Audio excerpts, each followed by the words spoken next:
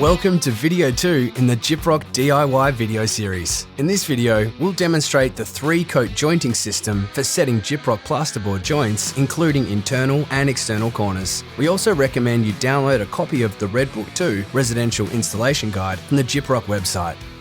Make sure you've thought about personal safety. And here are the tools and materials you'll see used in our project. The Gyprock 3-coat jointing system is made up of a joint reinforcing tape set in a coat of compound, followed by 2 further coats. The same system is used for ceilings and wall joints.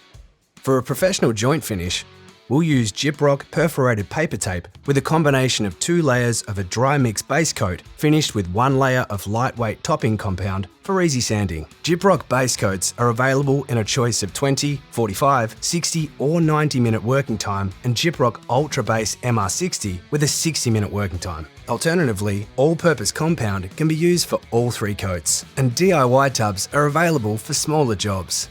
Any bagged products should be stored in a dry place, not on concrete floors or damp ground. For corners that project into the room, we use external corner bead to strengthen the corner and protect against damage. First, make sure the plasterboard sheets are aligned correctly at the corner and trim any overhang. Here, we're using metal corner beads which can be cut to length with tin snips. Fit the bead to the corner, making sure it's straight and plumb, and hold it in place with staples or nails evenly on each flange every 300mm. For internal corners, measure and cut the lengths of perforated paper tape for each corner. Carefully fold the tapes along the pre-creased center line and put them aside. The first coat of compound is for bedding in the reinforcing tape.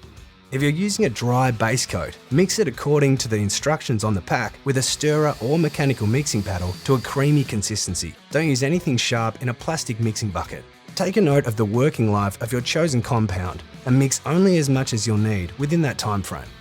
Starting with the recess joints, fill the recess fully with compound using a 150mm broad knife. Bed in the paper reinforcing tape centrally over the joint and cover lightly with compound. There should be a minimum of 1mm of compound under the tape for good adhesion and joint strength. Once the recess joints are complete, move on to any butt joints you might have. The process for butt joints is the same as for recess joints, except that each coat of compound extends a lot wider to create a gradual camber each side of the joint to minimize its visual impact. Apply the first coat of compound centrally over the joint with a 150mm broad knife. Apply the reinforcing tape and cover with a thin layer of compound about 120mm each side of the joint. External corners are finished with the same 3-coat jointing system, with the first base coat filling the void and covering the perforations of the corner bead to around 170mm on both sides. For internal corners, apply a bed of base coat compound at least 1mm thick to both sides of the corner with a 75mm broad knife. Bed the folded paper tape into the compound and cover lightly with compound. An internal corner tool can be used to even out the coat. Internal corners only require 1 base coat and a topping coat. Finally, cover all fastener heads and fill any surface damage with compound. Allow base coat 45 to set for at least 1 hour and pre-mixed all-purpose compound to dry for at least 24 hours before applying the next coat. When the first coat is dry, scrape or sand off any lumps. Again, starting with the recess joints, apply a second coat of the same base compound around 170mm wide using a 200mm broad knife or trowel, finishing slightly above the board surface and wider than the previous coat. Smooth down the joint edges. The second coat for butt joints should extend to at least 170mm each side of the joint. Now apply a second coat to the external corners, around 170mm on each side. No second coat is needed for internal corners. Cover fastener heads with a second coat of compound, laid in a different direction, extending 25mm further than the first coat. Allow base coat 45 to set for at least 1 hour and pre-mixed all-purpose compound to dry for at least 24 hours before applying the next coat. When the second coat is dry, scrape or sand off any remnants and apply a thin topping coat to the recessed joints around 250mm wide using your largest broad knife or trowel. For butt joints, apply the topping coat at least 250mm each side of the joint. For external corners, around 250mm on each side, and for internal corners, around 100mm each side of the corner. Feather all edges for easier sanding. Apply a topping coat to all fastener heads in a different direction to the previous coat and extending around 25mm further. Allow the finish coat to dry for at least 24 hours. As we'll be installing cornice to cover the wall ceiling junctions, there's no need for us to fill this void.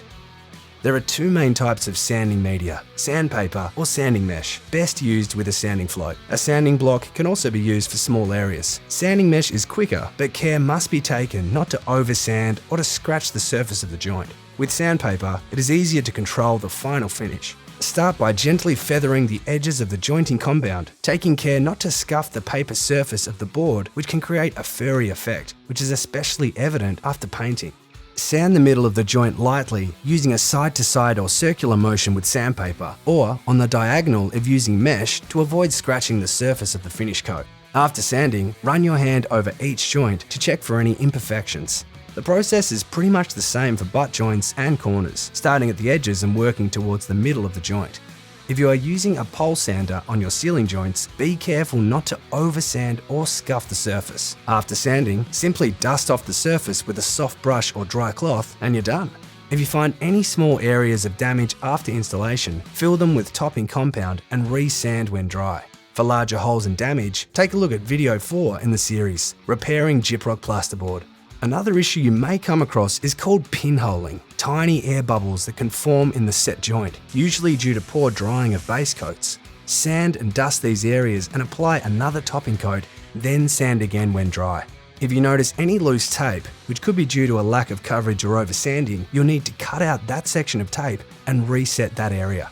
If you've planned a cornice finish, take a look at video 3 in the series, Installing Gyprock Cornice. For any questions about your specific project, check with your Gyprock supplier for advice.